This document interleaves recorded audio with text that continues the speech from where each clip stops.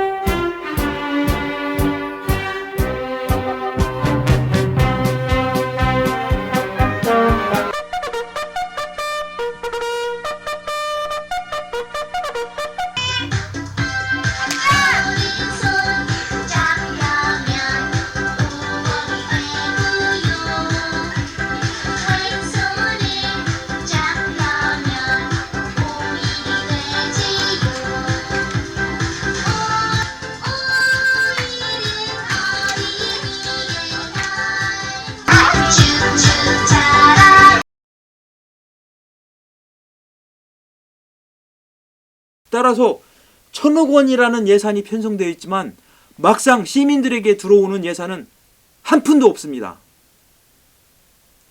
이러한 사실을 국회의원실에 찾아가서 수차례 얘기했지만 국회의원실의 답은 군산 지역 경제 TF 그 지원 때문에 그래요. 예. 그게 어떻게 돼가고 있는지. 예. 3조 9천억 원 규모의 추가 군산과 경남 거제, 통영 등 6곳을 고용 위기 지역으로 정하고 1조 원을 지원하기.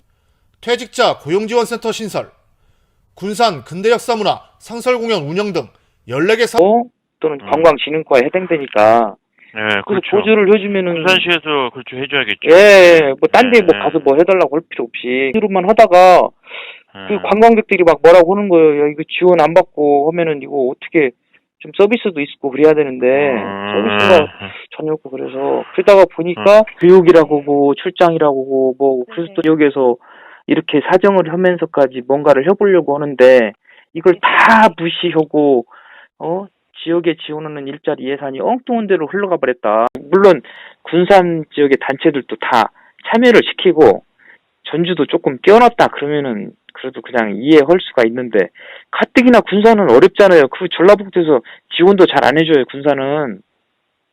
그런데 이거 특별히 추경을 편성해 놓은 건데 이걸 뺏어가면은 어떻게 해요? 그리고 내용을 보자. 단체들이 뭐 하는 단체였나? 공연 단체들이. 그 일자리 창출할 수 있느냐? 그다음에 직원은 어디서 뽑았냐? 그 어디다 홍보했냐? 군산 최소한 군산에다가 군산 사람 중에 이거 근대 역사 이거 관련 공연 직원으로 할 사람 있으면 좀 신청하라고 한마디 다 했냐? 자기네들 홈페이지에 집어넣어놓고 4명 지원해가지고 2명 뽑는 그런 게 어디가 있어 지금? 취업난이 엄청나게 심한데 청년들 우글우글하게 몰려들 텐데 4명 접수했대. 4명 접수한 데서 2명 뽑았대요. 그것도 그 지역이 어디냐 그랬더니 전주에서 다 뽑았대. 그러면 니네들이 그냥 예산 타다가 니네들이 쓰지 왜 군산 지역이 어려우냐? 이 군산 지역이 어려우니까 이 예술 단체를 통해 가지고 군산이 좀 활기를 찾을 수 있도록 이렇게 지원을 주는 하면서 일자리도 창출을 좀 해봐라 이렇게 도움을 주라라고 이렇게 내려온 것 같은데 막상 밑에서는 집행이 점점 변해가지고 3,000% 빠지고 그래요. 말을 기대하고 이렇게 준비하는 이런 단체들은 뭐냐? 그리고 또 기존에 있는 그런 시스템으로 하면은 문화예술 단체들이 다 지원 받잖아요. 지원 받는 루트가 또 있고 그렇게 받는데 이 추경으로 내려온 걸 또 그런 단체가 받으면은 이건 너무 불합리하다. 그래서 그러면 처음부터 올린 예산이 뭐냐? 이 항목이 그냥 공연을 위해서 추경으로 그냥 올린 거냐? 아니면 일자리를 창출하기 위해서 올린 거냐? 이걸 좀 분명히 좀 해야겠다 해서 이제 정보 공개를 청구했거든요. 네. 그랬더니 답변을 안 해주고 이렇게 미적미적하고 사실은 정말 도움 많이 되죠. 우리나라 예산이 513조인데 513조를 다 만드는 작업을 기재부에서 합니다. 그래서 기재부에 있는 공무원들과 평소에 어떤 유대관계를 맺고 있는가가 예산 확보하는데 거의 절대적이라고 할 수가 있는데 다행히 제가 기재부에서 7년 근무하다 나왔고 그 이후로 약 20여 년간 계속 인간적인 유대관계를 맺고 있는 점, 이런 것들이 예산 확보에 크게 도움이 되는 것도 사실입니다. 김관영 의원님께서는 예산실장과 기재부 차관을 만나 설득하여 공무원들과 평소 유대 관계로 인하여 세금을 타온다면 이는 세금을 아는 사람들끼리 나누어 갖는 불공정한 거래입니다. 물론 군산시를 위해서 세금을 타온다는 것은 좋지만 국가를 상대로 사업 타당성을 가지고 주장해야지 기재부 산하 국세청에서 서류를 조작하여 국민으로부터 세금을 쥐어짜듯이 받아내어 사업체를 파산시키고 이러한 세금을 가지고 짬짬이 나누어 갖는 것은 바람직하지 않다고 봅니다. 이제 올해 처음 편성되는 예산을 첫 해에 넣는 것이 가장 어려운데요. 해상풍력산업지원센터, 소위 말하면 국책연구기관을 군산에 꼭 들여와야 되겠는데 예산 국회에서 통과되는 이틀 전까지도 안 해주더라고요. 그것을 마지막에 예산실장 설득하고 기재부 차관 또 만나고, 제가 당시에 4+1 협상의 주역이었기 때문에 여당 원내대표와 마지막 단판을 져가지고 극적이었어요. 저도 짜릿하더라고요. 이틀 전에 드디어 넣습니다. 해상풍력산업지원센터는 군산 시민 누가 원했는지는 모르지만 실질적으로 군산 시민에게 도움이 되지 않는 사업입니다. 또한 예산을 어떻게 사용하고 있는지도 확인할 방법도 없습니다. 어떻게 100원도 아닌 100억 이상의 예산을 사정한다고 들어주고 안 들어주고 하는지 시민은 이해가 가질 않습니다. 해상풍력산업지원센터는 국가에서 전략적으로 국회의원이 요구하지 않더라도 지역의 특성을 감안하여 내려보내주는 사업입니다. 마치 의원이 해상풍력산업지원센터를 유치했다는 이런 주장은 군산 시민을 우롱하는 처사입니다. 군산에서 보리가 참 많이 생산되는데 보리를 소비할 데가 별로 없어요. 그래서 군산 시민 중에 일부가 군산에서 생산되는 보리를 이용해서 수제 맥주를 만들면 어떠냐. 그리고 전 세계적으로 수제 맥주가 지금 유행이에요. 그래서 한번 해보자. 이렇게 서로 의기투합해가지고 했고, 제가 그러면 좋다, 나라의 예산을 따오겠다 해서 제가 기재부에 있는 공무원들을 설득해가지고 2019년도에 중간에 예비비로 집행하는 단계에서 그 예산을 확보를 했습니다. 아마 내년에 수제 맥주 하는 매장이 완성이 될 거예요. 아니네, 올해네요. 올해 꼭 기대해 주세요. 다음은 수제 맥주 사업입니다.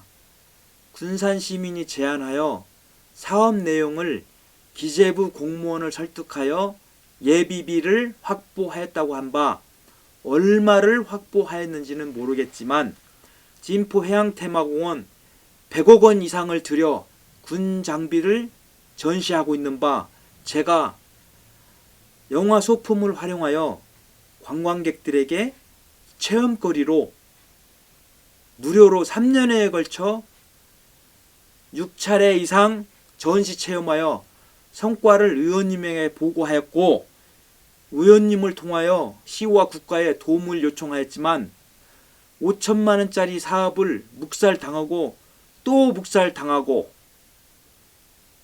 이렇게 묵살당한 이유를 아직도 모르겠습니다. 이러한 사유는 누군가 기재부 공무원이나 시청 공무원을 만나 로비를 해야 하는데 로비를 하지 않아서 생긴 일인 것 같습니다. 1년에 국토부에서 20개의 도시를 선정해서 150억씩을 지원하는 사업을 해요. 그러니까 한번 선정되면 다른 도시도 그 다음에는 해야 하니까 한 도시가 계속 먹을 수 없잖아요. 그런데 군산은 2017년에도 한 번 했는데 2019년에 한 번 또 했어요. 그 비결은 뭐냐? 제가 가서 빌었죠. 왜? 우리가 산업위기 지역이니까 너무 힘들다. 한 번 받았다고 10년 기다리라고 하지 말고 군산은 산업위기 지역이니까 한 번만 더 해달라. 이렇게 해가지고 작년에 해망동 지구가 선정이 됐습니다. 그래서 2013년, 17년, 19년 이렇게 3번의 도시재생 사업을 하는 전국에서 유일한 지역이 된 겁니다. 다음은 도시재생 사업 150억 원에 대해서 말씀드리겠습니다. 현재 군산시 영화감독이 소장하고 있는 영화 소품 장비는 보관할 데가 없어 이렇게 놔두고 있습니다.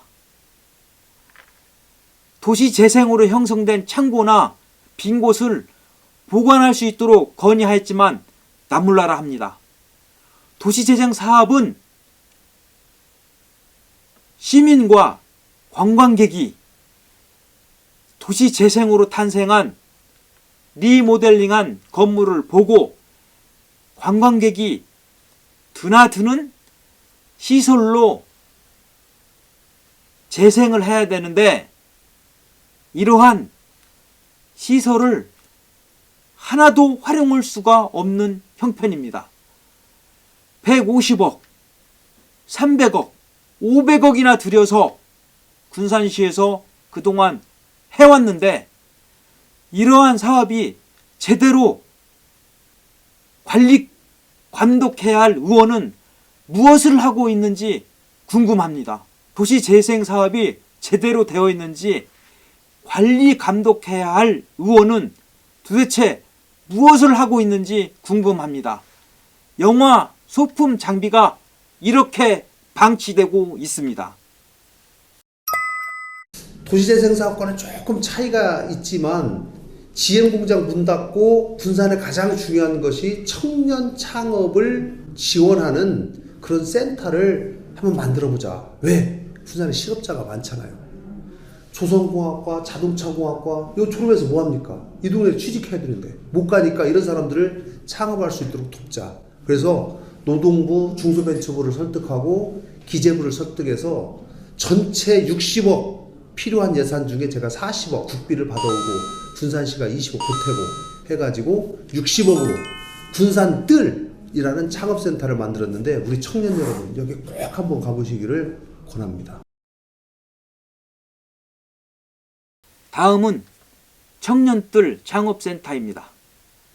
군산 지역에 기계, 자동차, 조선학과 학생들이 처음부터 무엇을 보고 창업하라고 하는 것인지 의문이 듭니다. 이러한 이공계 장치 산업은 모기업이 있어야 되는데 현대중공업과 GM, 대우가 떠난 마당에 이러한 이공계 학생들에게 무엇을 어떻게 창업하라고 하는 것인지 안타깝습니다. 저도 기계공학을 전공하였는데 이공계통은 특히 중장비 계통은 주로 모기업의 납품으로 창업이 이루어집니다.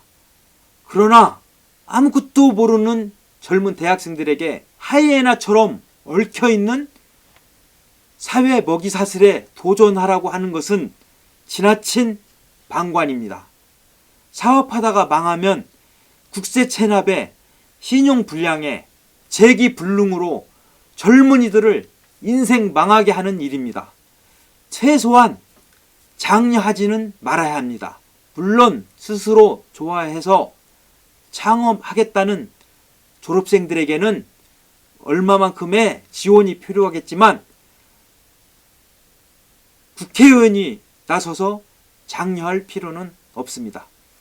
실제로 저는 2009년도에 집을 담보로 사업하다가 망하여 집도 날리고 파산 신고하였는데 그때 파산 기록이 10년이 지난 2020년도에도 남아있어 재기가 불가하다는 통보를 받았습니다. 시민문화회관을 보수해서 새롭게 재개장하는 것이 군산 시민들의 참 오랜 수건인데 많은 공사비 때문에 사실 방치돼 있었어요. 그러다가 작년 말에 국토부에서 50억 지원해주는 공모사업이 떴습니다. 그래서 우리 군산시가 지원하고 저랑 긴밀히 협의를 했죠.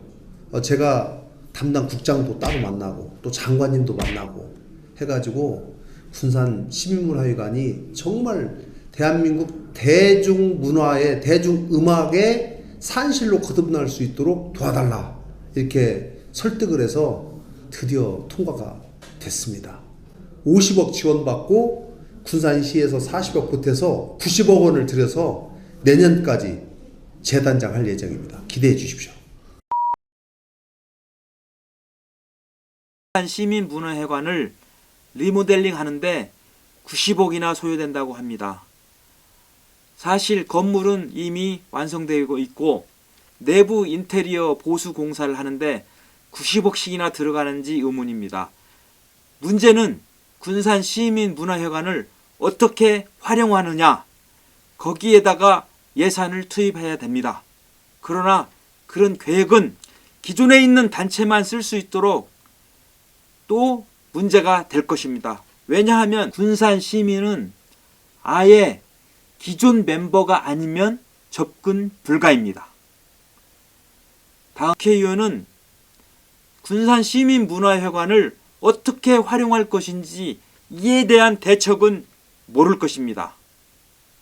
저는 군산 시민으로서 너무나 잘 알고 있습니다. 결론으로 군산시 국회의원은 예산 확보가 중요한 게 아니라 예산의 질과 예산이 정확히 군산 시민들을 위하여 사용되는지를 감시하고 확인해야 되는데 이러한 제보를 하고자 수차례 의원을 만나고자 요청하였지만 4년 동안 군산 시민이 단 한 차례도 만날 수가 없었습니다. 군산 시민이 군산시 국회의원 사무실을 방문하여 만나고자 하는데 만나주질 않는다. 소통의 부재를 호소합니다. 어떻게 멀쩡한 군산 시민이, 그것도 영화 감독이 군산시를 위해서 예산이 잘못 사용되고 있는 것을 지적하기 위해서, 제보하기 위해서 만나자고 하는데 한 번도 만난 적이 없습니다. 이상입니다.